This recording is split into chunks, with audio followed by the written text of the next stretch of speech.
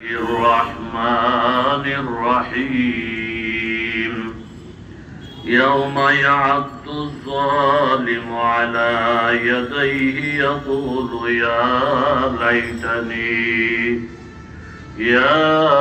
ليتني اتخذت مع الرسول سبيلا يا ويلتى ليتني لم أتخذ فلانا قليلا لقد أضلني عن الذكر بعد إذ جاءني وكان الشيطان للإنسان خذولا. وقال النبي صلى الله عليه وسلم الدنيا حلوة خضرا وإن الله مستخلفكم فيها فاتقوا الدنيا واتقوا النساء فإن أول فتنة بني إسرائيل كانت في النساء أو كما قال النبي عليه الصلاة والسلام. صدق الله العظيم وصدق رسوله النبي الكريم ونحن على ذلك من الشاهدين والشاكرين والحمد لله رب العالمين. আল Madani foundation বাংলাদেশের উদ্যোগে আয়োজিত 3 দিন ব্যাপী সিরাতুন নবী সাল্লাল্লাহু আলাইহি সাল্লাম ইসলামী মহাসম্মেলনের সম্মানিত প্রধান অতিথি জনাব সাবের হোসেন চৌধুরী এমপি সাহেব, মাননীয় সংসদ সদস্য ঢাকা 9, আজকের মাহফিলের প্রধান মেহমান আল্লামা নূর হোসেন কাসেমি, মুহতামিম ও শাইখুল হাদিস জামিয়া মাদানিয়া বাড়িধারা ঢাকা, অত্যন্ত গুরুত্বপূর্ণ নসিহত পেশ করেছেন প্রফেসর ডক্টর আফম খালিদ হোসাইন, গুরুত্বপূর্ণ বয়ান করেছেন মাওলানা ইমরান হোসেন কাসেমি, মুফতি মুহিবুল্লাহিল বাকি আন-নাদভী। উপস্থিত আছেন কাবিল এহতেরাম মুআজ্জাজ মুহতারাম হযরত উলামায়ে কেরাম, মুরব্বিয়ানে আযম, বিভিন্ন জায়গা থেকে আগত ইসলাম প্রিয় কোরআন প্রিয় মুসলমান ভাইয়েরা, আল্লাহ পাকের দরবারে অসংখ্য অগণিত শুকরিয়া, যিনি মেহেরবানি করে আপনাকে আমাকে বিভিন্ন অঞ্চল থেকে বাছাই করে পছন্দ করে কোরআন হাদিসের মজলিস, আল্লাহ ওয়ালাদের মজলিস, এই মুবারক মজলিসে আসার বসার তৌফিক দান করেছেন। দিল থেকে অন্তর থেকে কালিমাতুর শুকর আদায় করি আলহামদুলিল্লাহ। মুখতাসর কিছু আলোচনা করার মানুষে পবিত্র কালামুল্লাহ শরীফ সূরাতুল ফুরকান থেকে 27, 28, 29 তিনটি আয়াতে কারিমা আপনাদের সামনে তেলাওয়াত করেছি। আকায়ে তাজদারে মদিনা সরকারে দু আলম মুহাম্মদুর রাসূলুল্লাহ। কি বলবেন? জোরে বলেন। মুহাম্মদুর রাসূলুল্লাহ বলার পরে যা বলা আপনার জানা আছে সেটা বলেন। অনেক ভালো মানুষ আপনারা সাল্লাল্লাহু আলাইহি ওয়াসাল্লাম বলছেন। মুহাম্মদুর রাসূলুল্লাহ বলার পরে কি বলতে হবে রাখেন। কোন জায়গায় যখন বলি মুহাম্মদুর রাসূলুল্লাহ বলার পরে কি বলতে হবে বলেন, অনেকে বলে সুবহানাল্লাহ, অনেকে বলে আল্লাহু আকবার।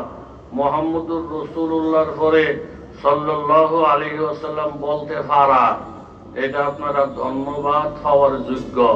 মুহাম্মদুর রাসূলুল্লাহ প্রত্যেকে জোরে বলি সাল্লাল্লাহু আলাইহি ওয়াসাল্লামের অসংখ্য হাদিস থেকে বরকতের জন্য মেশকাত শরীফ থেকে একটি হাদিস আপনাদের সামনে পাঠ করেছি। বলার মতো যোগ্যতা, ইস্তেদাদ, কাবিলিয়ত আমার নেই।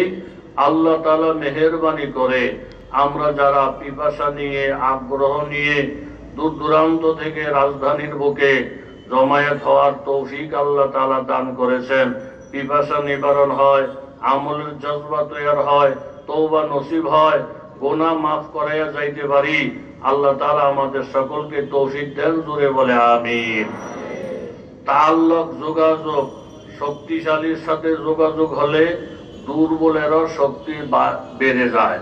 যেমন এমপি সাহেব, মন্ত্রী সাহেবের বাড়ির ছোট ছোট হাঁস মুরগি এগুলো খুব পাওয়ার থাকে। চোর ডাকাত হাঁস মুরগির উপরে হাত বাড়াইতে চায় না। হাঁস মুরগি যদিও দুর্বল, কিন্তু যার সাথে যোগাযোগ, যার বাড়িতে থাকে, হাঁস মুরগির উপরে হাত বাড়াইলে আস্থা মন্ত্রী এমপি সাহেব প্রতিশোধ নেওয়ার জন্য পিস্তল নিয়ে রেডি হয়ে যাবে। যার কারণে মোরগ মুরগি দুর্বল, কিন্তু এমপি মন্ত্রীর সম্পর্কের কারণে অনেক সবল হয়, অনেক শক্তিশালী হয়।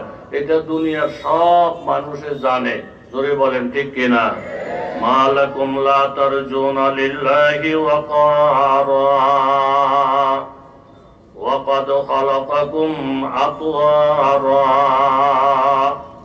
সূরাতুন নূহের মধ্যে আল্লাহ তাআলা বলেন, ও দুনিয়ার মানুষ, তোমরা এমপি সাহেবের মর্যাদা জানো, মন্ত্রী সাহেবের পাওয়ার জানো, এসপি সাহেবের ক্ষমতা জানো, ডিসি সাহেবের ক্ষমতা জানো, প্রধানমন্ত্রীর ক্ষমতা জানো, কিন্তু আমি আল্লাহ তাআলা আসমান জমিন বানাইলাম, কায়নাত বানাইলাম, আমি মাবুদের ওয়াকার, আমার আজমত তোমরা জানো না, আমার আজমত বয়ান করো না, আমার পাওয়ার যে কত বেশি, আমি যে কায়নাতের মালিক, আমি যে কায়নাতের জন্য খালেক, আমার পাওয়ার কত বড়, আমার শক্তি কত বড়, আমার আজমত কেন আলোচনা করো না?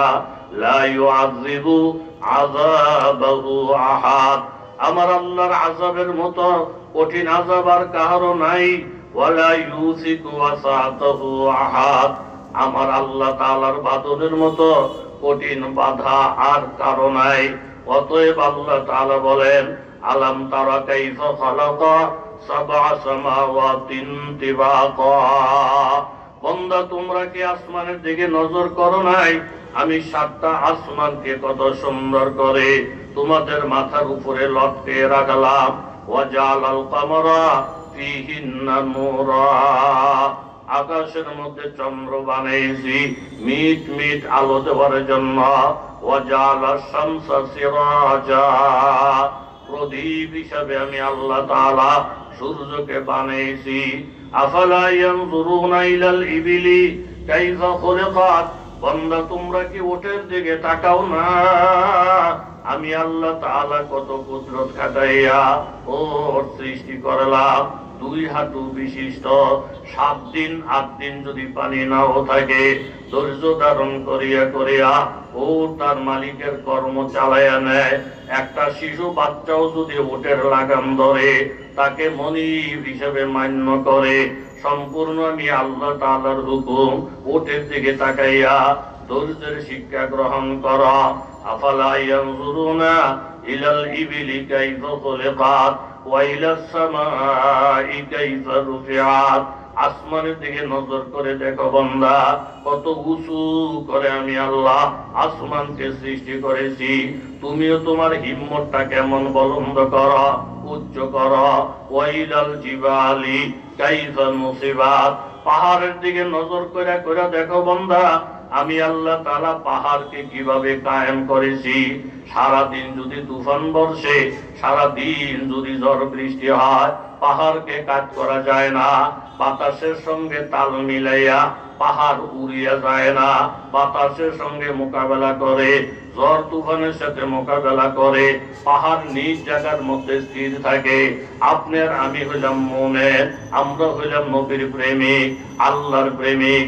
ঝড় তুফানের সাথে মোকাবেলা করিয়া পাহাড় যেমন নিজ স্থান পরিবর্তন করে না, আমাদের উপরে যত ঝড় আসবে, যত তুফান আসবে, মোকাবেলা করব, আমরা কেউ কোনোদিন ঈমান ছাড়ব না। জোরে বলেন ঠিক কিনা? পাহাড়ের দিকে তাকাইয়া, পাহাড় যেমন মজবুত, কারো ধাক্কায় সে নড়ে না। কেউ যদি পাহাড়ের মধ্যে মাথা ঠোকর মারে, পাহাড়কে উড়িয়ে ফেলতে চায়, তাহলে তার মাথা চূর্ণ বিচূর্ণ হবে, পাহাড়ের কিছুই হবে না। ঈমান নিয়ে, ইসলাম নিয়ে, কোরআন নিয়ে, আল্লাহর নবী নিয়ে, দ্বীন শরীয়ত নিয়ে কেউ যদি মাথা দিয়ে ঠোকর মারতে চায়, মাথা চূর্ণ বিচূর্ণ হবে, কিন্তু ঈমান ও ইসলামের কিছুই হবে না। আফালা ইয়ানজুরুনা ওয়া ইলাল জিবালি কাইফা নুসিবাত। পাহাড়ের দিকে তাকাও বান্দা, পাহাড়কে আমি কিভাবে স্থির রেখেছি। ওয়া ইলাল আরদি কাইফা সুতিহাত। জমিনের দিকে নজর করে দেখা, জমিনকে কিভাবে বিছায় দিয়েছি। এই জমিনের উপরে কত জুলুম, কত অত্যাচার, সবকিছু জমিন মানিয়ে নেয়। তুমিও মানিয়ে নাও, পাহাড়ের মতো মজবুত হয়ে যাও, আকাশের মতো বলন্দ হিম্মত করো, ওটের মতো ধৈর্য ধারণ করো। এই চারটা গুণ যদি বান্দা তুমি নিজের মধ্যে ফিট করতে পারো, দুনিয়া তো তুমি কামিয়াব, পরকালও কামিয়াব। তোমার কামিয়াব ঠেকানোর ক্ষমতা কারোই নাই। জোরে বলেন ঠিক কিনা? থানভী রহমতুল্লাহ আলাইহির দরবার বড় কঠিন দরবার। মোলাকাতের সময় নির্ধারণ করা।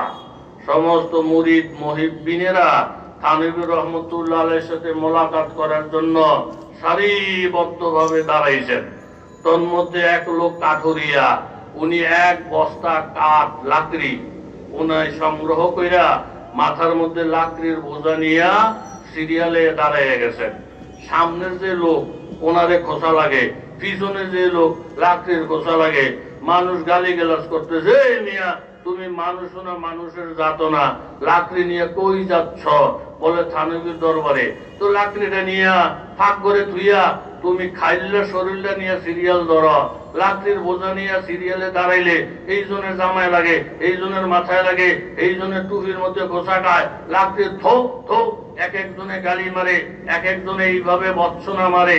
যে যত গালি গালাজি করে, মগর উনি ওনার লাকড়ির বোঝা সারতে, জোরে বলেন, সারতে রাজি না।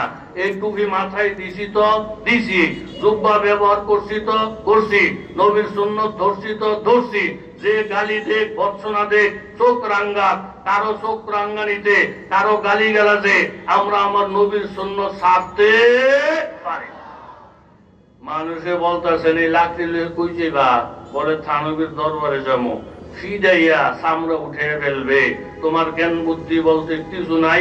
লাকড়ি ধুইবা ফাঁকের করে, এটা নিয়ে বিছনার মধ্যে ধুইলে থানভী তোমার চামড়া রাখবো ফিডের? বলে চামড়া থাক আর চলে যাক, যার জন্য হাতিয়ে নিয়ে আসছি ডাইনে বামে দিব না, ওনার হাতিয়ে ওনার হাতে নিয়েই দিব। ঠিক লাকড়ির গাঠিটা নিয়ে বিছনার উপরে রাখছেন। পর থেকে তামসা দেখার জন্য আজকে দরবেশের চামড়া উঠাইব, এত বড় সাহস। বিছানার মধ্যে নিয়ে লাকড়ির বোঝা। থানভী রহমতুল্লাহ আলাইহি বলেন, ও খাদেম, এই লাকড়ির বোঝাটা নিয়ে ফাঁক ঘরের মধ্যে যত্ন করে লটকে রাখো। যতদিন ফাঁকের ঘরে লাকড়ির বোঝা থাকবে, অতদিন ফাঁকের ঘরের মধ্যে আল্লাহর পক্ষ থেকে খায়ের বরকত অহরহ নাজিল হইতেই থাকবে। জোরে বলে। প্রত্যেকটা মানুষ অবাক হয়ে গেলেন। ও হাকিম ও উম্মত মুজাদ্দিদ মিল্লাত, আপনি এত আইন কানুনের মানুষ, এত কড়া মেজাজের মানুষ, লাকড়ির বোঝাটা নিয়ে আপনার বিছানার মধ্যে রাখলো, আপনি রাগ করলেন না, গোসা করলেন না, বরং লাকড়ির এত মর্যাদা দিলেন, ফাঁকের ঘরের মধ্যে লটকায় রাখার হুকুম প্রদান করলেন। রহস্যটা বুঝতে পারলাম না। থানভী রহমতুল্লাহ আলাইহি বলেন, আমি জানালা দিয়ে নজর করে করে বারবার তাকাইছি। এই লাকড়ির বোঝাটা আমার দরবার পর্যন্ত আনতে গিয়া উনি বহু বাধার সম্মুখীন হয়েছেন। লাকড়ির বোঝাটা মজলিসে আনতে গিয়া বহু মানুষের ধমক খাইতে হয়েছে। লাকড়ির বোঝাটা আমার দরবারে আনতে গিয়া বহু মানুষের টিটকারি মস্কারি খাইতে হয়েছে। এত টিটকারি আর মস্কারি খাইয়া, এত ধমক আর বর্ষনা খাইয়া লাকড়ির বোঝা ছাড়ে নাই। এই লাকড়ির পিছনে মানুষ যখন লেগে গেছে, টিটকারি মস্কারি করছে, এতে লাকড়ির মর্যাদা বাইরে গেছে। আমলের উপরে যদি মানুষ দইরা থাকে, এই টুপি নিয়ে যদি কেউ মস্কারি, দিন ধর্ম নিয়ে মস্কারি, কারো মস্কারিতে যদি কেউ দিন ধর্ম না ছাড়ে, ওই আমলটা যেমন দামি হয়ে যায়, যায়। লাকড়ির বোঝাটা আমার দরবারে আসছে, বিভিন্ন বাধা অতিক্রম কইরা দরবার পর্যন্ত নিয়ে আসেন, হাত তারা করেন নাই। এই জন্য লাকড়ির মর্যাদা এমন বাড়ছে, যতদিন ফাঁকের করে থাকবে ততদিন শুধু বরকত আসবে। জোরে বলেন সুবহানাল্লাহ। তাইলে পাহাড়ের দিকে নজর করো বান্দা। ঝড় তুফানে পাহাড় যেমন কাজ হয় না, বাতাসের সাথে তাল মিলাইয়া পাহাড় যেমন হেলিয়া যায় না, তোমার আমার ইমানের অবস্থাটা পাহাড়ের মতোই হওয়া লাগবে। যত দিকের বাতাস বইতে চায় বসবে, কিন্তু আমি আমার ইমান ও ইসলাম থেকে চুল পরিমাণ মরতে পারি না। জোরে বলেন ঠিক কিনা? পাবন্দি তকদিরে পাবন্দি আকাম, पाबंदी तकदीर पाबंदी आकाम, ये मसल मुश्किल नहीं आए मर्द खरद माम। एक कान में सोबार बदल जाती है तकदीर, है उसका मुकर्रर रबना खुश भी खुरसान। तकदीर के पाबंद नबातात व जमादात, मोमेन फकत आकामे इलाही कहे बाबन। এমপি সাহেবের সাথে মন্ত্রীর সাথে সম্পর্ক রাখলে যদি মোরগ মুরগির পাওয়ার বাড়িয়ে যায়, দারোয়ানের পাওয়ার বাড়িয়ে যায়, সাধারণ গরিব মানুষের পাওয়ার বাড়িয়ে যায়, আপনার আমার সম্পর্ক যদি এই কায়নাতের মালিকের সাথে হয়ে যায়, আল্লাহর সাথে হয়ে যায়, আপনার আমার মান মর্যাদা, আপনার আমার পাওয়ার এই পরিমাণ বাড়িয়ে যাবে। 18,000 মাখলুকাত আপনার আমার গোলাম হয়ে যাবে। জোরে বলেন ঠিক কিনা? হযরতে সালমান ফারসি রাদিয়াল্লাহু তাআলা আনহু 10 বার বিক্রি হইয়া গোলাম হইয়া বিক্রি হইয়া শেষবারের মতো যখন মদিনায় গেলেন, আল্লাহর নবীর সাথে মোলাকাত হয়ে যায়, কলমা পড়লেন, মুসলমান হয়ে গেলেন। আল্লাহর নবী বললেন, আসসালমানু মিন্না মিন আহলিল বাইত। সালমান আমার নিজস্ব লোক, সালমান আমার ফ্যামিলির লোক। আল্লাহ নবীর জন্য পাগল ছিলেন, কোরআনের জন্য পাগল। আল্লাহ তাআলা মনের আশা পূরণ করাইলেন, উনি কলমা পড়তে সক্ষম হইলেন। আল্লাহ নবীর দিদার পাইতে উনার ভাগ্যে জুইটা গেল। সালমান ফারসি রাদিয়াল্লাহু তাআলা আনহু নবীর মাধ্যমে আল্লাহর সাথে যোগাযোগ কইরা এই পরিমাণ দামি হয়ে গেলেন।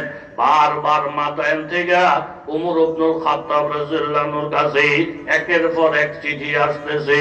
ও উমর ইবনুল খাত্তাব, মাতায়েনের পরিস্থিতি অনেক মারাত্মক, মানুষ মানুষকে মানে না, চুরি ডাকাতি অনেক বেড়ে গেছে, শান্তির পরিবর্তে অশান্তি ঘরে ঘরে বিরাজ করতেছে।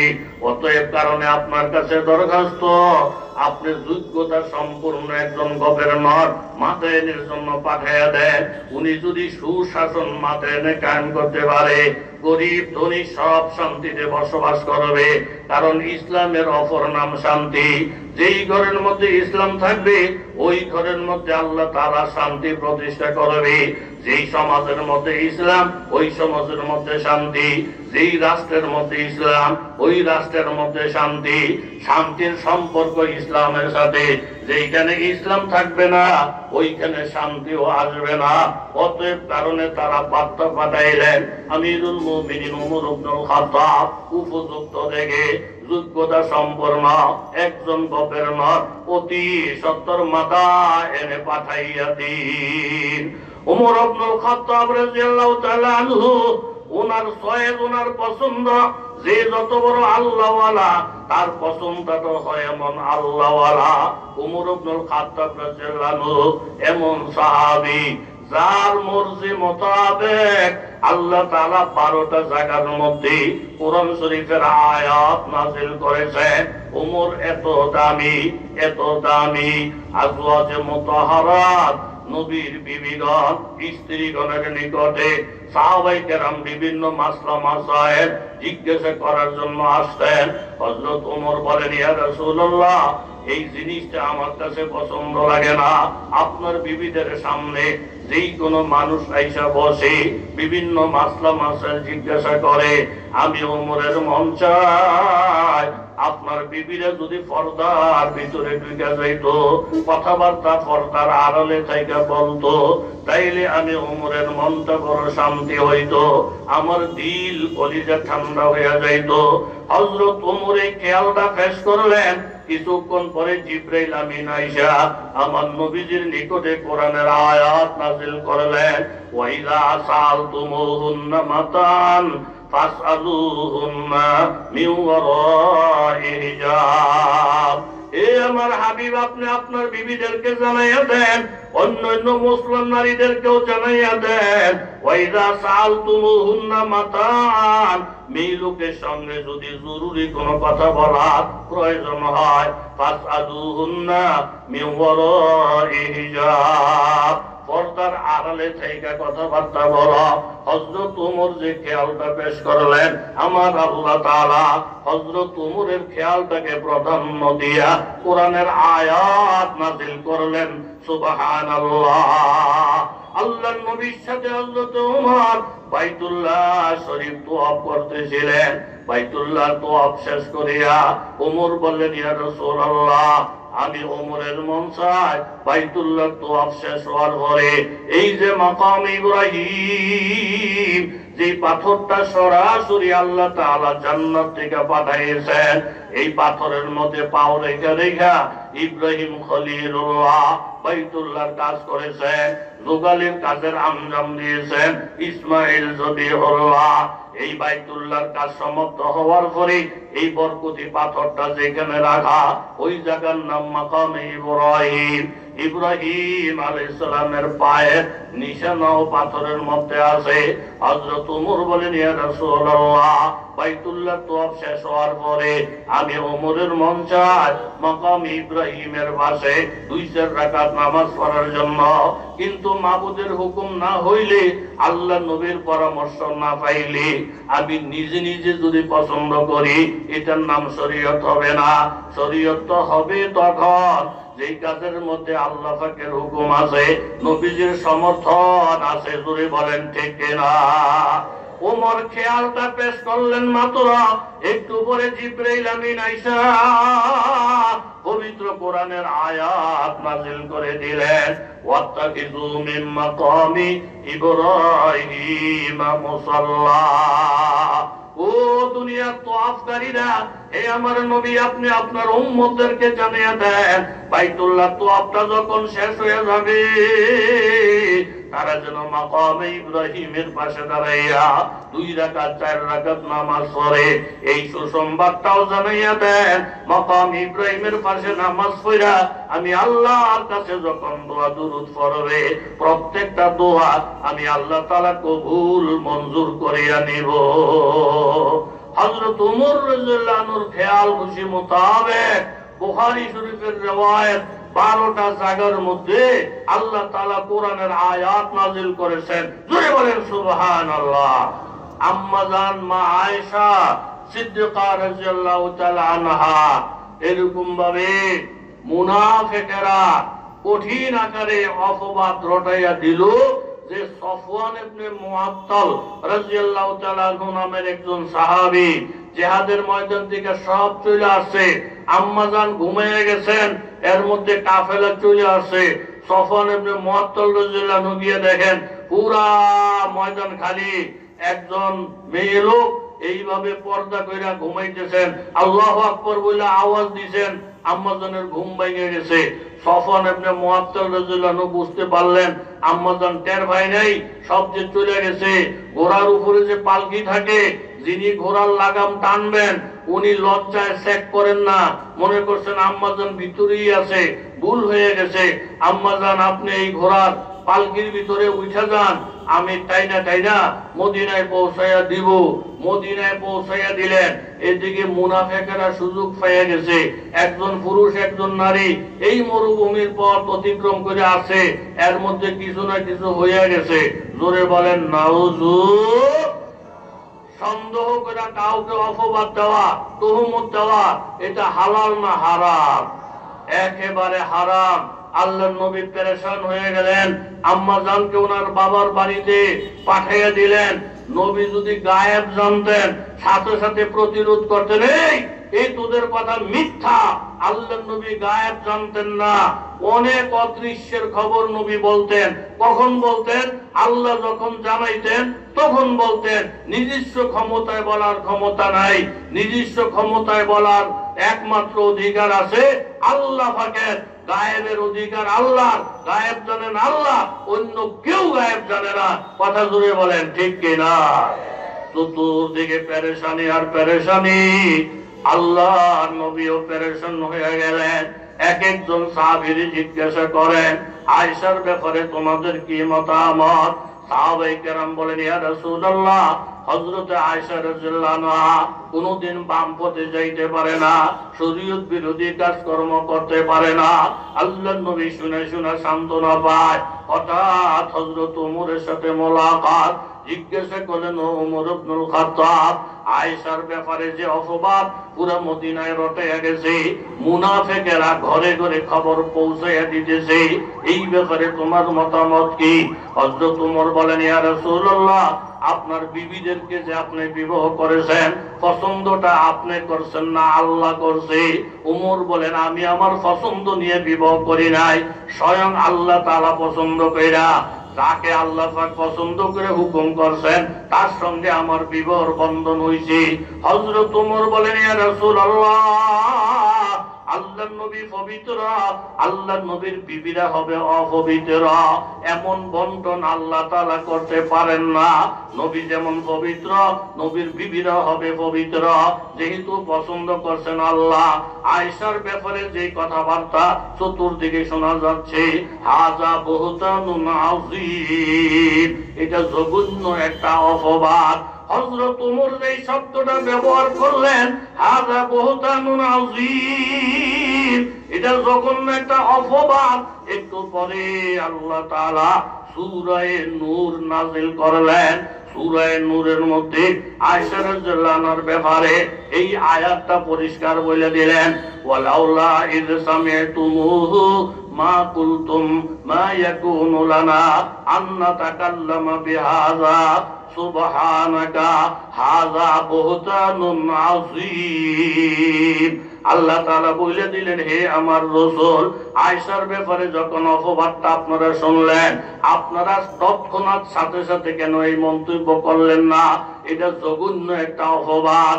স্বয়ং আমি আল্লাহ তাআলা সাক্ষী দিতেছি, আয়েশা পবিত্র। যারা আয়েশার ব্যাপারে কলঙ্ক লেখন করতে চায়, এটা জঘন্য একটা অপবাদ। আমি স্বয়ং আল্লাহ তাআলা আয়েশার পবিত্রতার সাক্ষী দিতেছি। সুবহানাল্লাহ। আদায়ের সালত নিজু বহুতান লাগায়া, আদায়ের सालत ने जो बोहतान लगाया, खालिक ने तुझे उससे बड़े करके दिखाया। और सूराए नूर तेरी शान में उतरी, तो तहीर की आयात तेरी शान में उतरी। रुतबा तेरा बहुत बड़ा, शान बड़ी है, आए मादरे उम्मत मेरा ईमान यही है। हुजरा तेरा आराम घर परवारे दिन है, अर्शों से बढ़कर तेरी हुजरा की जमीन है। ইউসুফ আলাইহিস সালামের পবিত্রতার সাক্ষী একজন শিশু বাচ্চার মাধ্যমে আল্লাহ তাআলা দিয়েছেন। হযরতে মারিয়াম আলাইহিস সালামের পবিত্রতার সাক্ষী একজন শিশু বাচ্চার মাধ্যমে দিয়েছেন। কিন্তু আপনার নবী, আমার নবী, বিশ্ব নবীর বিবি, আমাদের আম্মা আয়েশা রাদিয়াল্লাহু আনহার পবিত্রতার সাক্ষী শিশু বাচ্চার মাধ্যমে দেয় নাই, মানুষের মাধ্যমে দেয় নাই, স্বয়ং আল্লাহ নিজেই প্রদান করেছেন। সুবহানাল্লাহ।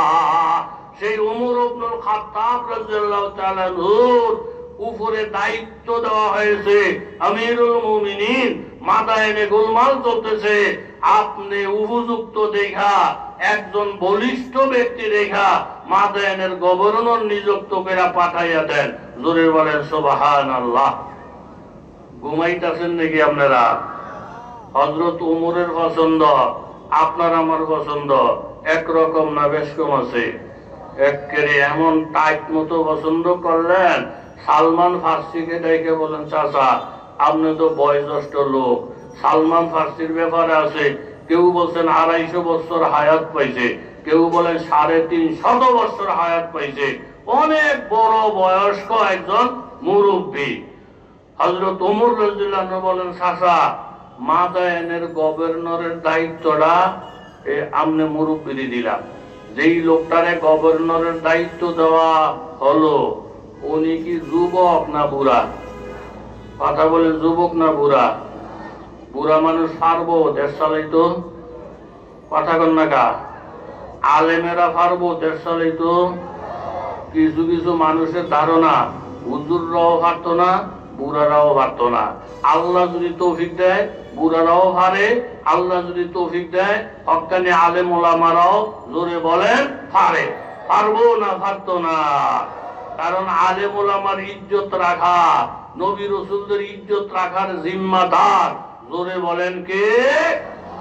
সূরাতুত তাহরিমের মধ্যে আল্লাহ তাআলার ঘোষণা, ইয়াউমা লা ইউখিজিল্লাহুন নাবিয়্যা ওয়াল্লাযীনা আমানু মাআহু।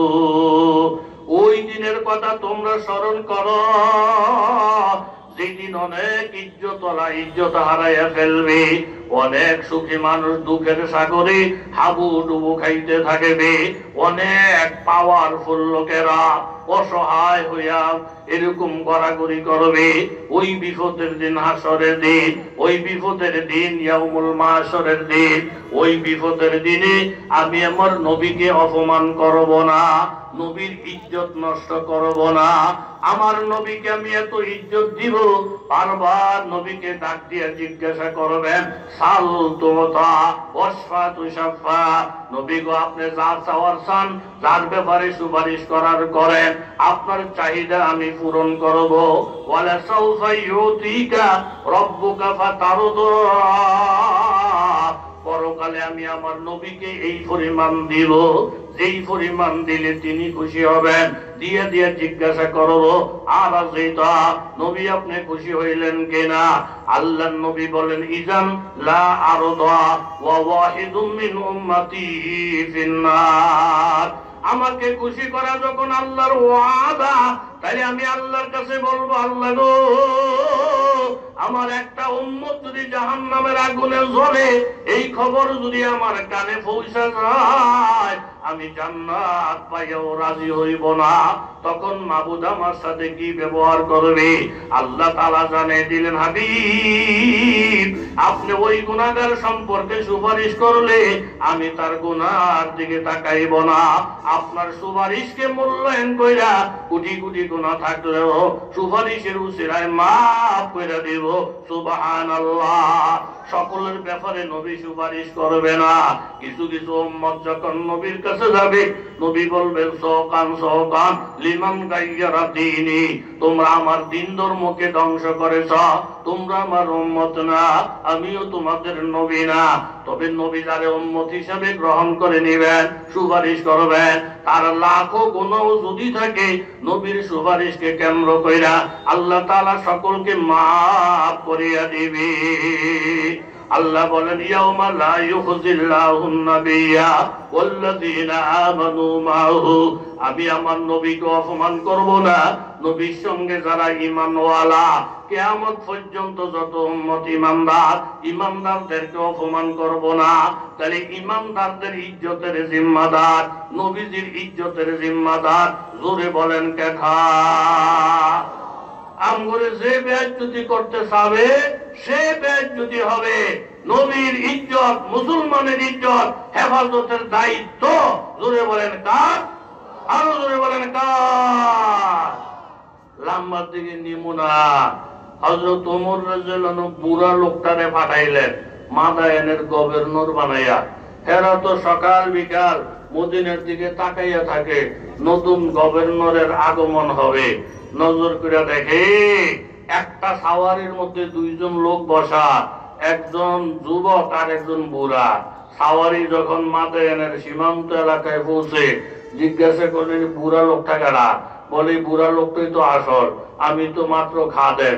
এই বুড়াদেই তো ওমর ইবনুল খাত্তাব মাদায়েনের গভর্নর বানাইয়া পাঠাইছে। জোরে বল সুবহানাল্লাহ।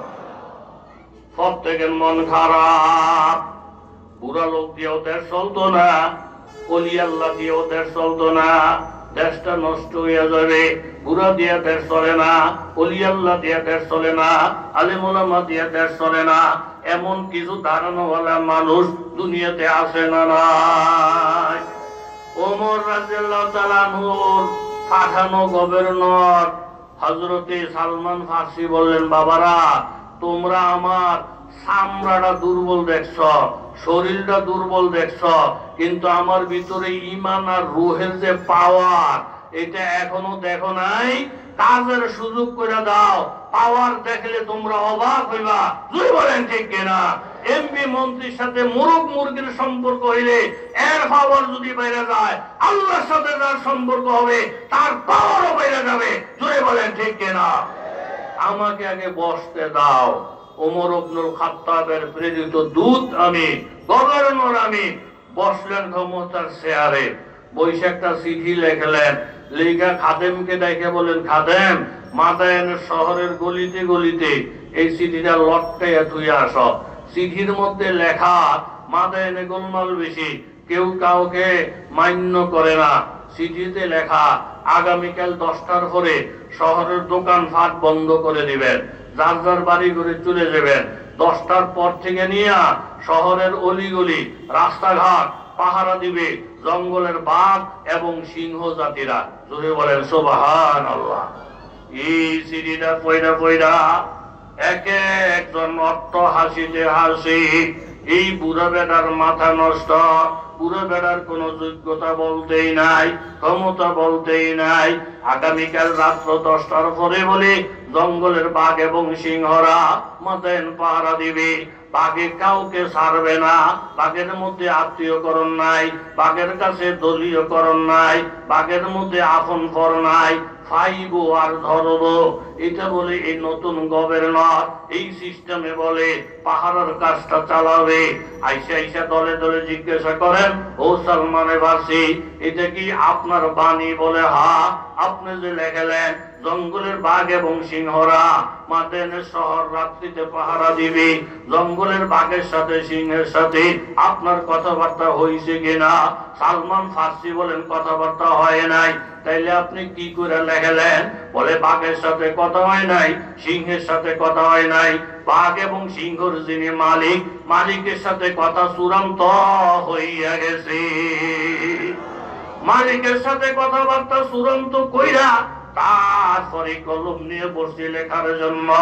হার লাজাই মোমেন কি নয় সান্নইয়া, হার লাজাই মোমেন কি নয় সান্নইয়া, গুফতার মে রফতার মে আল্লাহ কি বুরহান, আহারি ও গাফারি ও কুদ্দুসি ওয়া জাবরুত, ये 4 अनासर तो बनता है मुसलमान। हमसाया जिब्रील अमीन बंदाए खाकी, हाय उसका नशे मन्ना बुखा राना सुमरकान। বাঘের সাথে সিংহের সাথে কথা হয় নাই, তবে মালিকের সঙ্গে কথা হয়ে গেছে।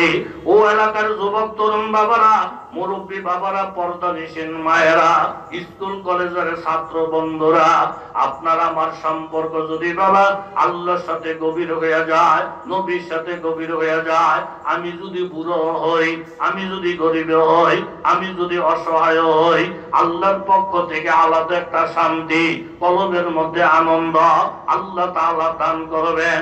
কেউ যদি এই দুর্বল মানুষগুলোকে ঠেকাইতে চায়, স্বয়ং আল্লাহ তাআলা জিহাদ ঘোষণা করে। দেখতে দেখা যায় মোরগ মুরগি, কিন্তু সব সময় মন্ত্রীর নজরে আছে। আল্লাহ ওয়ালা বান্দারা সব সময় আল্লাহর নজরে আছে। কেউ যদি তাদেরকে কষ্ট দেয়, আল্লাহ বলেন তোর প্রতিশোধ নেওয়ার দরকার নাই, ওই কষ্টদাতার সঙ্গে স্বয়ং আমি আল্লাহ জিহাদ ঘোষণা করিলাম। প্রতিশোধ নেবেন স্বয়ং আল্লাহ নিজেই। জোরে বলেন ঠিক কিনা? দিন শেষ হয়ে যখন রাত্রি আইসা যায়, প্রত্যেকে শুধু 10টার অপেক্ষায় আছে। দেখবো যে নতুন গভর্নরের পাওয়ার 10টা যখন বাইজা যায়, কোন দিক থেকে জানি হুঙ্কার মাইরা মাইরা বাঘ সিংহ যখন ধরে ধরে এরকম অলিতে গলিতে ঢুকিয়ে গেছে, সুরের দল, বাটফারের দল, সিটারের দল, বেনমাজির দল, দলে দলে এসে সালমান ফার্সির পায়ে পড়ে যায়। ওগো আল্লাহর ওলি, তার সিটির পাওয়ারে জঙ্গলের বাঘ এবং সিংহরা রাস্তাঘাট পাহারা দেয়। এই জায়গার মধ্যে চুরি চলবে না, ডাকাতি চলবে না। আপনি মেহেরবানি কইরা যেই মাহবুদের সাথে সম্পর্ক কায়েম কইরা আপনার দামি পরিমাণ বাইরে গেছে, আমাদেরকে তওবা করাইয়া ওই মাহবুদের সাথে সম্পর্ক করাইয়া দেন, আমাদের দামও বাড়িয়া যাবে। জোরে বলেন ঠিক কিনা? সম্পর্কের দ্বারা দাম বাড়বে। একজন যুবক সাহাবী, দেখতে শুনতে বড় ভালো, তিনি একজন যুবতী সাহাবিয়াকে মনে মনে ভালোবাসেন। তবে প্রেম প্রেম ভাব, ভালোবাসার ভাব কোনদিন মেয়েটার কাছে প্রকাশ করে না, কোনদিন শরীয়ত বিরোধী কথাবার্তা বলে না, কোনদিন নগ্ন ভাবে তার সঙ্গে চলাফেরার চেষ্টা করে না। যুবক আল্লাহর কাছে দোয়া করে, আল্লাহ এই যুবতীকে আমি বিবি বানাইতে চাই, তুমি আশাটা পূরণ করে দাও। আবার মেয়েটাও ছেলেটাকে ভালোবাসে, সেও আল্লাহর কাছে মুনাজাত করে, আল্লাহ তোমার নবীর সাহাবী যেমন দেখায় শোনায় সুন্দর, এমন আখলাক এমন কর্ম, এই যুবককে আমার স্বামী বানিয়ে দাও। যুবকও আল্লাহর কাছে কান্দে, যুবতীও আল্লাহর কাছে কান্দে। মানুষের কাছে চাইলে পাইতেও পারি, নাও পাইতে পারি, কিন্তু মাবুদের কাছে যদি মানুষে চায়, কোনদিন মাবুদ খালি হাতে ফিরায় না। যদি বলেন ঠিক কিনা? এই ভালোবাসার নামে আজকাল যে নোংরামি আর বেহায়াপনা, মানুষের নোংরামি আর বেহায়াপনা দেখলে আমাদের হিংস্র জন্তুরা পর্যন্ত লজ্জা পাইতে বাধ্য হয়। কথা জোরে বলেন ঠিক কিনা? আল্লাহ তাআলা মাফ করুক। সারা দেশের মধ্যে আপনারা জানেন দর্শন, জিনা দর্শন এই পরিমাণ বেড়ে গেছে। আমাদের মাননীয় সরকার প্রধান বাধ্য হইয়া দর্শন ঠেকানোর জন্য কঠিন আইন করতে বাধ্য হয়ে গেছে। যে কেহ দর্শনের মধ্যে লিপ্ত হয় আর দর্শক যদি ধরা পড়ে, তাহলে তার মৃত্যু দণ্ড, তার জন্য ফাঁসি কার্যকর হবে। এত কঠিন পদক্ষেপ নেওয়ার পরেও জিনা দর্শন কমছে না বাড়তেছে? জিনা দর্শন আগে ছিল জেতা মানুষের সাথে, এখন মরা মানুষের সাথে পর্যন্ত, হাইওয়ান জানোয়ার নামের মানুষ মরার সাথে পর্যন্ত ব্যভিচার করতে চায়। কথা জোরে বলেন ঠিক কিনা? এত আইন কানুন, সারা বিশ্ব উদ্বিগ্ন দর্শন কিভাবে ঠেকানো যায়। আমেরিকা উদ্বিগ্ন, ভারত উদ্বিগ্ন, রাশিয়া উদ্বিগ্ন, সারা পৃথিবী থরথর করে কাঁপতেছে। এইভাবে দর্শন যদি চলতে থাকে, তাহলে কোনো মানুষ মানুষের কাতারে থাকবে না। এই দর্শন কিভাবে বন্ধ করা যায়? এই জন্য আমাদের দেশ নয়, শুধু সারা দেশের মধ্যে কঠিন থেকে কঠিন আইন প্রণয়ন করা হচ্ছে। কিন্তু শুধু এই আইনের দ্বারা জিনা দর্শন বন্ধ হয়েছেনি? কথা কন্যা হয়েছেনি? বন্ধ তো দূরের কথা, কমছে না বাড়তেছে? তাইলে আমগো আরেকটু খতিয়ান তালাশ করে দেখার দরকার। আমরা যে ব্যবস্থাটা গ্রহণ করতেছি, এই ব্যবস্থায় আসার অনুরূপ আমরা ফলাফল যখন পাইতেছি না, তাইলে বোধ হয় ব্যবস্থা নেওয়ার মধ্যে কোনো ভুল ত্রুটি হইতেছে। কথা জোরে বলেন ঠিক নেই? আমাদের আইন, সারা বিশ্বের আইন, দর্শন করা নিষেধ, কিন্তু একটা ছেলে একটা মেয়ের সাথে দেখা সাক্ষাৎ কইরা একজন আরেকজনের কান্দে হাত ফালাইয়া চটফটি খাওয়া, এটা কি সরকারি আইনের নিষেধ না বৈধ? কথা কন না কা? পার্কের মধ্যে গিয়া কোন দেশের ছেলে কোন দেশের মেয়ে কিচ্ছু না, এই দুইজনে বৈশা পাশাপাশি সিটের মধ্যে গল্প গুজব করা সরকারি আইনে বৈধ না অবৈধ? 100 বার বৈধ। তাহলে বেপরদা হইয়া একটা ছেলে একটা মেয়ের সাথে কথাবার্তা বলা সরকারি আইনে বৈধ না অবৈধ? কথা কন না কা? সম্পূর্ণরূপে বৈধ। অর্থাৎ সরকারি আইন হইল এই, একটা ছেলে একটা মেয়ে জিন্সের ফ্যান ভইরা হুন্ডার পিছনে বৈশা যেমনে খুশি এমনে বস, এটা সরকারি আইনে কোনো নিষেধ নাই। একটা ছেলে একটা মেয়ে বেপরদা হইয়া যা খুশি হাসাহাসি করতে চাও করো, কোনো সমস্যা নাই, কিন্তু দর্শন করতে পারবা না। শুধু দর্শনটা নিষেধ, আর বাকি বেপরদার যত সুরুত আছে এগুলো সব করা যাইব, দর্শন করা যাবে না। তাহলে বেপরদার যত সুরত, সব সুরত অনুমোদন কইরা আপনি যদি দর্শন বন্ধ করতে চান, আপনার তো দূরের কথা, আপনার 14 গোষ্ঠীও যদি চেষ্টা করে বেপরদা চালু রেখা দর্শন বন্ধ করার কোন সিস্টেম করলে দর্শন বন্ধ করা যাবে না। কথা জোরে বলেন ঠিক কিনা? আস্তে আস্তে সব কোরআন হাদিসের বাজে বাজে আসবে। যেমন নারীরা আগে এইভাবে চেহারা খোলা রেখে রেখে চলতো, আল্লাহ তাআলা করোনা ভাইরাস ঢুকিয়ে দিয়া এখন প্রত্যেক মেয়ে লোকের মুখের মধ্যে আল্লাহ তাআলা মেকআপ লাগাইয়ে দিয়েছে। মাশাআল্লাহ, কি পর্দার পর্দা, ঠোঁট দেখা যায় না, লিপস্টিক দেখা যায় না, এগুলো সব মাস্কের ভিতরে হয়ে গেছে। আল্লাহ তাআলার বিধান এখন করোনা ভাইরাসের কারণে ডেইলি 10 বার হাত ধোয়ার হুকুম করে, কিন্তু যারা মুসল্লি দৈনিক 5 বার যখন ওযু করে, আল্লাহ বলছেন এই ওযুর কথা তো আগেই বলছি, আমরাও খুব খেয়াল করে দেখছি যে সমস্ত লোকেরা নামাজি বারবার ওযু করে আল্লাহ তাআলা করোনা ভাইরাস থেকে এদের বেশিরভাগ হেফাজত করে। কথা জোরে বলেন ঠিক কিনা? গুইরা গুইরা গুইরা গুইরা আসতেছে। বেপরদার যত সিস্টেম আছে সব বেপরদা চালু করে দিয়া দর্শন বন্ধ করার আইন করলে এই দর্শন বন্ধ করার ক্ষমতা কি কারো আছে? জোরে বলেন আছে? নাই। কারণটা শুধু একটাই, চট্টগ্রামের থেকে 900 টাকা কেজি শুটকি আনছেন, আইনা বাড়িতে বিড়াল লারে ডাকতেছেন, এই বিড়াল্লা এদিকে আয়। বিড়াল আসার পরে শুটকির এই ফিট ওই ফিট, কদ্দুর ওষা কদ্দুর খাড়ো, এই সব কোন কলেজে পড়ে, বংশ কি, ঘুমাই কর, কোন পোশাক পরে, একেবারে সব দেখাইয়া শোনাইয়া বিড়ালের বুঝাইয়া সুজাইয়া এরপর আইন করছে, এই বিড়াল তুই যদি এই শুটকি খাস দইয়া ফলাইয়া যা, তোর 14 বছরের জেল। আইনটেন সব শোনাইয়া কমপ্লিট। সকালবেলা ঘুম থেকে উঠা দেখে বিড়ালও নাই, লগে দিয়া কথা বল না কা, বিড়ালও নাই। বাকি জামনে বলেন বিড়ালও নাই, লগে দিয়া শুটকি দাও। বেড়া তো মাথা খারাপ হয়ে গেছে, কিরে এত কঠিন আইন, এত কঠিন আইন, এরপরে দিয়ে বিড়াল শুটকি লইয়া যায়, এত কঠিন আইন, এরপরে দিয়ে দর্শন, এত কঠিন আইন, এরপরে দিয়ে জিনা। কারণটা কি? তোরে যেখানে পাই 14 বছর জেল খাটাবো, তোরে ধরলে জামিন চাওয়ার কোন লোক পাইছি না। বেটা আমার ক্ষমতা সম্পর্কে তুই জানোস না। লাফালাফি করতেছে, ওই ভিতরের রুমের থেকে মেয়ে লোক, উনি আবার খুব দিনদার ফরেজগার। ওর স্বামী কি হয়েছে? বিড়ালের শুটকি লইয়া ফলাই গেছে, ফাইলে 14 বছর জেল খাটাবো। মেয়ে লোক কয় হক কথা কইলে বেজার হইতেন না তো? কয় না। তাহলে শুটকি আইনা ধুয়ে দিবেন আলমারিতে, যার জায়গা যেখানে এখানে ধুয়ে দিবেন। আলমারির শুটকি আপনি বাহির করছেন, বাহির করে বিলারে দেখাইছেন, আপনি মেয়েরে ফাঁকে ফাটাই দিয়েছেন, মেয়েরে আরেক বেটার সাথে হুন্ডার পিছনে বসাই দিয়েছেন, মেয়ের ইচ্ছা করে মার্কেটে মার্কেটে ঘুরাইতেছেন। এরকম লোক সমাজের মধ্যে আছে না নাই? তাইলে বিড়ালের ডাইগাই না শুটকির এই ফিট ওই ফিট দেখাইয়া বিড়ালের মাথা দিয়েছেন নষ্ট করে। এখন শোষা বিড়াল শুটকি দেখলে পাগল হয়ে যায়, যুবকেরা বেপরদা নারী দেখলে অস্থির হয়ে যায়। এটা আল্লাহ তাআলা কোরআনের মধ্যেই বলছেন। কথা জোরে বলেন ঠিক কিনা? এখন বিড়ালে শুটকি নিয়ে বলে গেছে, বিড়াল শুটকি নিয়ে যাওয়ার কারণে যদি 14 বছরের জেল হয়, আপনি যে বিড়ালের শুটকিরা দেখাইয়া দেখাইয়া মাথাটা খারাপ করছেন, আপনার জেল হওয়ার দরকার 2.5 বছর। কথা জোরে বলেন ঠিক কিনা? ইয়া নিসান নবী লাস্তুন্না কাআদিন মিনান নিসা।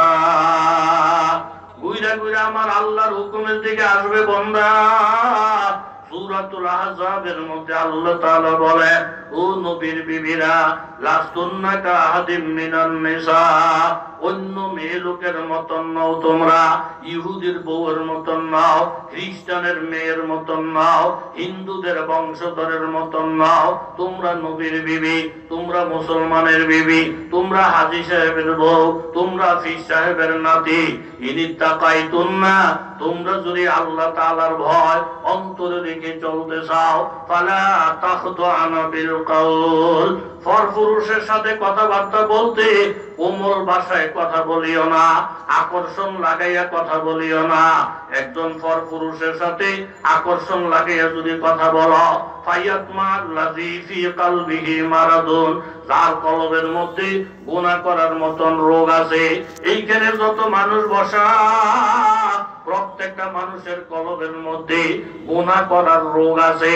আমারও গুনাহ করার রোগ আছে, আপনাদেরও গুনাহ করার রোগ আছে। এটা আল্লাহ প্রদত্ত। গুনাহ করার স্বভাব মানুষের মধ্যে আছে। তুমি যদি আকর্ষণ লাগে কথা বলো, ফায়াত মা আল্লাযী ফি কলবিহি মারাদুন, তার কলবের মধ্যে গুনাহ করার রোগ আছে, ওই পুরুষ লোকটা তোমার পিছনে ছুটবে। ওয়াকুলনা কাওলাম মারুফা, অতএব কথাবার্তা অসঙ্গত বলিও না, সঙ্গত কথাবার্তা বলো। আর 5টা গুণের উপরে তুমি আমল করতে থাকো। ওয়াকারনা ফি বুয়ুতিকুন্না, তোমার কর্মস্থল হইল ঘর, ঘরের মধ্যে বেশি সময় কাটাও। কোন প্রয়োজনে যদি তোমার চাকরিতে যাওয়া লাগে, কোন প্রয়োজনে যদি হাসপাতালে যাওয়া লাগে, কোন প্রয়োজনে যদি তোমার মার্কেটে যাওয়া লাগে, আমার আল্লাহ তাআলা নারীকে ঘরে বসিয়া থাকার জন্য নির্দেশ দেন নাই।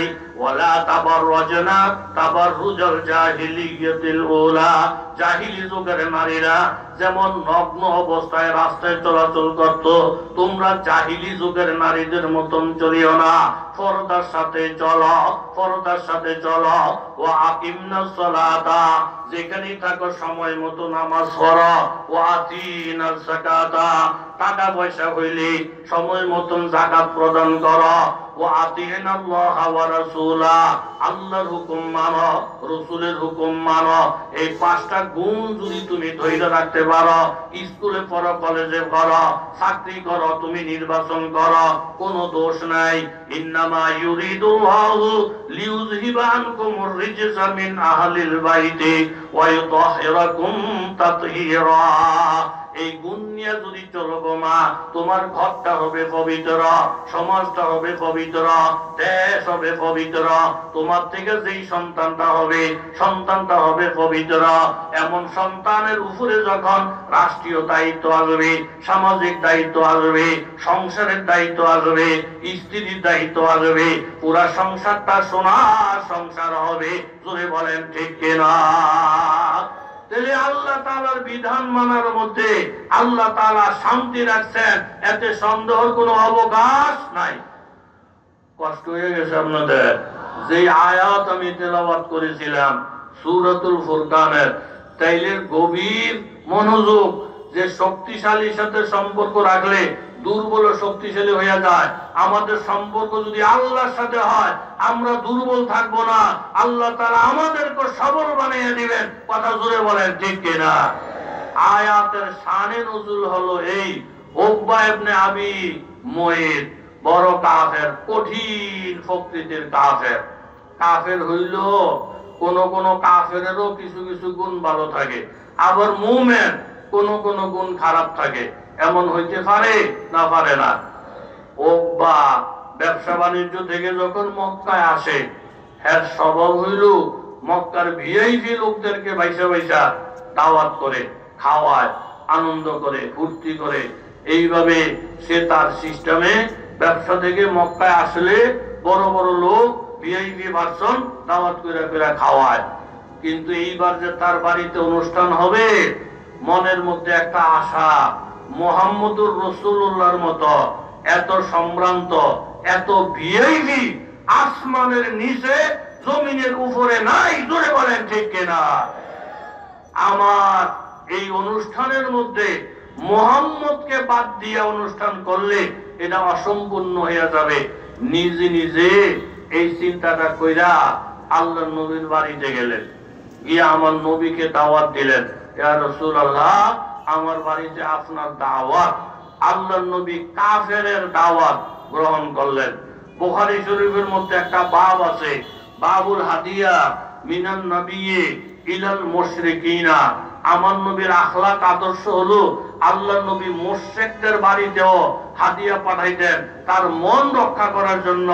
সংখ্যালঘুর বাড়িঘর ফুরাইয়া দাও, এই কথা ইসলামের মধ্যে নাই, রাষ্ট্রের মধ্যেও নাই। সংখ্যালঘু যারা, অন্য ধর্মের লোক যারা, আমাদের জানমাল হেফাজত করা যেমন আমাদের দায়িত্ব, অন্য ধর্মের লোকদের জানমাল হেফাজত করা এটাও আমাদের দায়িত্ব। তাদের সাথে ভালো ব্যবহার দেখানো, আখলাক দেখানো, এটা মুসলমান এবং ইসলামের নির্দেশ। জোরে বলেন ঠিক কিনা? আল্লাহর নবী দাওয়াত গ্রহণ করলেন। উকবা বড় খুশি আল্লাহর নবীর দাওয়াত গ্রহণ করাতে। উকবার মনে অনেক খুশি। আল্লাহর নবী উকবার দাওয়াত গ্রহণ কইরা বাড়ি পর্যন্ত গেলেন। বাড়িতে যাওয়ার পরে ছোট বড় সবাই খুশি। আজকের অনুষ্ঠান বড় বরকতপূর্ণ অনুষ্ঠান, যেহেতু এই অনুষ্ঠানের মধ্যে প্রধান অতিথির আসন অলংকৃত করেছেন মুহাম্মদুর রাসূলুল্লাহ সাল্লাল্লাহু আলাইহি ওয়াসাল্লাম। আজ জোহ গুনাহগার হো আয় খালিক আকবর, আজ জোহ গুনাহগার হো आए खालिक अकबर, दिन रात ये करता हो दुआ हाथ उठाकर। ये यसरब में जो है रोज़ा-ए फूर नूरे पैगंबर, उस गायरुते जन्नत के ज़ियारत हो मुयस्सर। ছোট বড় প্রত্যেকেই খুশি, কারণ যদিও তারা নবীর উপরে কলমা পড়ে না, কিন্তু আমার নবী যে মহান, আমার নবী যে বিশ্বস্ত, আমার নবীর শিশুকাল তরুণকাল তাদের সামনাসামনি, এতে করে তারা সব ঘটনা নবীর ব্যাপারে জানেন। ছোট বড় প্রত্যেকে আজকে খুশি। এই মজলিস বড় বরকতময়। উকবার মনে অনেক খুশি। উকবা খাওয়া দাওয়া রেডি কইরা আমার নবীর দরবারে আইসা বলতেছেন, ইয়া রাসূলুল্লাহ, এই যে আপনার খাওয়া রেডি, আপনি খাবার গ্রহণ করেন। নবীজি বললেন, দেখো উকবা, তোমার মন রক্ষার জন্য দাওয়াত গ্রহণ করেছি, তোমার বাড়ি পর্যন্ত আমি এসেছি, কিন্তু তোমার খানা খাইতে পারি না যতক্ষণ না পর্যন্ত তুমি কলমা পড়ে মুসলমান না হইবা, অতক্ষণ পর্যন্ত আমি মুহাম্মদুর রাসূলুল্লাহ তোমার বাড়ির খানা খাইতে পারি না। উকবা চিন্তা করে দেখলো, নবী যদি খানা না খায়, এমনি যদি চলে যায়, তাহলে আমার মান সম্মানের উপরে বিরাট আঘাত হানবে। উকবা বলেন, নবী গো, আপনাকে না খাইয়া যাইতে দিব না। কলমা পড়লে যদি আপনি খান, তাহলে আপনি সাক্ষী হইয়া যান এই মুহূর্তে আমি কলমা পড়িয়া মুসলমান হইয়া গেলাম। আল্লাহ নবীর আনন্দের কোনো শেষ নাই। উকবা কলমা পড়লেন, সাহাবীর কাতারের মধ্যে নাম লেখাইলেন। নবী খুশি, সাহাবায়ে কেরাম খুশি, আল্লাহ তাআলা খুশি, আসমানের সব ফেরেশতারা খুশি। উকবার কপাল লেগে গেছে, জোরে বলেন ঠিক কিনা? কিন্তু উকবার আরেকজন বন্ধু আছিল, উবাই ইবনে খালদ, নবীর চরম শত্রু। এই শত্রুর সাথে ছিল উকবার বন্ধুত্ব। ওই উবাই ইবনে খালদ ওই লোক ছোট্ট একটা ঘোড়া আইনা নবীরে বলতেছে, মুহাম্মদ, ঘোড়াটার দিকে ভালো করে নজর করেন। এই ঘোড়া যখন বড় হবে, এর পিঠে উঠা আমি আপনি মুহাম্মদকে হত্যা করব। আল্লাহর নবী বলেন, তুই আমারে হত্যা করতে পারবি না, ইনশাআল্লাহ আমি আমার নিজ হাতে তুই হত্যা করব। জয় বলেন সুবহানাল্লাহ। এই কথাটা গিয়ে উভয় বাড়িতে বলছে, মনটা খারাপ। কি মুহাম্মদরে বললাম আমি তোমারে হত্যা করবো, এটা যুক্তিযুক্ত কথা। হ্যাঁ, লোকের লোক নাই, জন নাই, বল নাই, কিছু নাই, আর পুরা দেশ আমার সাথে। আমি বললাম মুহাম্মদকে হত্যা করব। মুহাম্মদ একটা নাচন দিয়া বললো যে হ্যাঁ বলে আমারে হত্যা করব। উবাইয়ের বিবি বলে কি, মুহাম্মদ এই কথা বলছে তোমারে হত্যা করবে? বলে হ্যাঁ। তাহলে লাত উজ্জার কসম খাইয়ে বলতেছি, মুহাম্মদের মুখ থেকে যদি বাহির হয় তোমারে হত্যা করব, এতে সন্দেহের কোনো অবকাশ নাই। তুমি মোটামুটি রেডি হয়ে যাও, মুহাম্মদ যা বলে 100% বাস্তবায়ন হয়, এটাই সত্য। জুড়ে বলেন সুবহানাল্লাহ। ভিতরে ভয় ঢুকে গেছে। উহুদের ময়দানে ওই উভাই তলোয়ার লইয়া, ওই পুরান ঘোড়া সাওয়ার হইয়া নবীর হত্যা করতে আসতেছে। সাহাবীরা বলে, ইয়া রাসূলুল্লাহ, একটু অনুমতি দেন, একটা কোপ দিয়ে কল্লাটা ফালাইয়া দেব। নবী বলেন, হ্যাঁ আমার কাছে আসতে দাও। কাছাকাছি যখন আসছে, আল্লাহ নবী একটা বল্লম দিয়া সামান্য একটু আঘাত করলেন। হাতের মধ্যে অল্প একটু চামড়া কাইটা অল্প একটু রক্ত বাহির হইছে। এই যে চিল্লানি, সারের মতো এক এক চিল্লানি দিয়া দিয়া তাবুর মধ্যে গেছে। মানুষ কি হইছে, কি হইছে?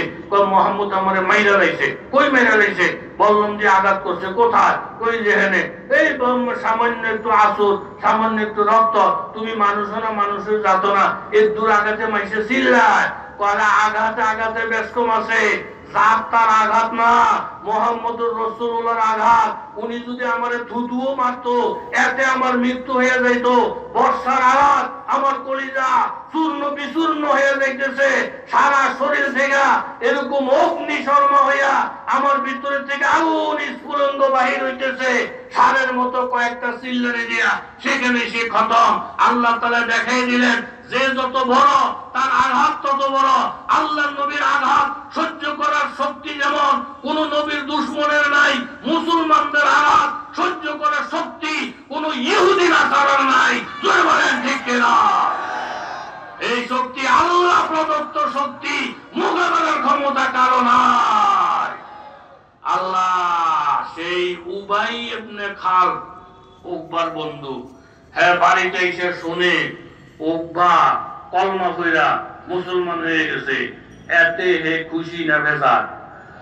কথা কোন খুশি না বেজার? আয়াকা উকবা কইছি, তুমি বলে মুহাম্মদের কলমা কইরা মুসলমান হয়ে গেছো? বলে হ্যাঁ। তাহলে তুমি মুহাম্মদ লই থাকো, তোমার সাথে আমি নাই, আমি নাই, আমি নাই। উকবা তখন বলার দরকার ছিল, তুমি না থাকলে নাই, না থাকলে নাই। আমি আল্লাহর নবীরে ধরছি, ধরছি ওই, তুমি মনে চায় থাকো, মনে চায় না থাকো। এটা ছিল জবাব দেওয়ার দরকার। কথা জোরে বলে ঠিক নেই? আরে মোলামার সাথে আছি, নবীর সাথে আছি, ইমানের সাথে আছি, কোরআন নিয়ে আছি, টুপি নিয়ে আছি, দাড়ি নিয়ে আছি। কেউ যদি বলে তুমি ফাঁকি বাংলে তোমার সাথে আমি থাকবো না, তুমি দাড়ি রাখলে তোমার ভাত আমি খাবো না, তুমি জুব্বা পরলে তোমার সাথে আমি বন্ধু হিসেবে চলবো না, তখন আপনি বলবেন তোমার কথা শুই না দাড়ি সাজতে পারবো না, তোমার কথা শুই না জুব্বা সাজতে পারবো না, তোমার কথা শুই না কলমা সাজতে পারবো না। তুমি মঞ্চে আমার সাথে থাকো, মন না চাইলে চলে যাও, তোমার কথায় আমি গুনার কাজে লিপ্ত হইতে পারি না। এটা হলো ইমানদারের কথা। জোরে বলেন ঠিক কিনা? কিন্তু একবারে পাইছে বুঝে, সে আল্লাহ নবীরও খুশি রাখতে চায়, আবার কাফের বন্ধুরেও খুশি রাখতে চায়। দাইতে বলেন, বন্ধু আমি তোমারে ছাড়তে পারবো না, কি হইলে তুমি আমার সঙ্গে থাকবা?